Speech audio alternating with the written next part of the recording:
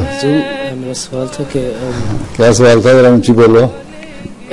जो क्लोनिंग होता है, हमने स्कूल में सीखा था कि मुस्लिम बिलीव करते हैं कि अगर क्लोनिंग करने एक आदमी का जिंदगी बचाने के लिए तो फिर अलाउड है इस्लाम में।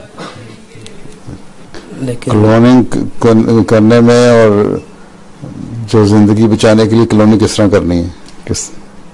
क्लोनिंग तो ये है कि तुम एक नई चीज पैदा कर दो, हैं? जिंदगी बचाना ये है कि तुम लोग एम्ब्रियो के जरिए से या स्टेम सेल के लिए से जिंदगी बचाने के लिए कोशिश करो। तुम लोग है ना मिक्स कर रहे हो। नहीं, वो जैसे दो टाइप्स हैं क्लोनिंग के। एक जैसे एक नई चीज पैदा करने के, एक दूसरे जो नई चीज पैदा करनी है वो तो मना है जी, वो मना है।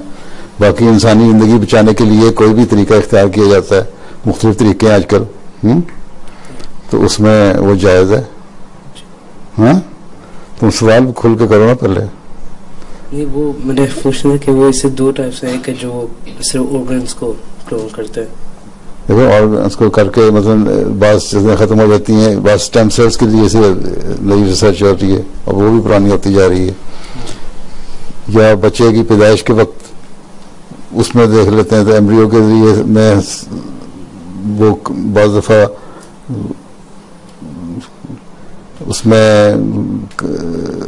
उससे निकाल के तो दूसरे को फायदा पहुंचाने की कोशिश करते हैं। तो उस सूरत में अगर एक बड़ी चीज के हासिल करने के लिए छोटी चीज को कुर्बान कर दिया जाए तो कोई हर्ज नहीं है। वैसे भी साइंस में अगर इंसान की जिंदगी बचाने के लिए तुम करते हो बस ऑर्गन्स को बचाने के लिए तो वो जायज है, ठीक है। लेकिन यहाँ सूअर की गर्दन पर शीप का सर लगा दो या क्लोनिंग करके शीप की में मुख्तलिफ चीजें बदल दो, हो तो सकती हैं ये चीजें, लेकिन अल्लाह ताला ने इसे मना फरमाया है। ये जो अल्लाह ताला की मखलूक है उसमें तब्दीली करने वाली बात है। बाकी इंसानी फायदे के लिए जो भी तुम साइंस से फायदा उठा सकते हो उठाओ, जायज है।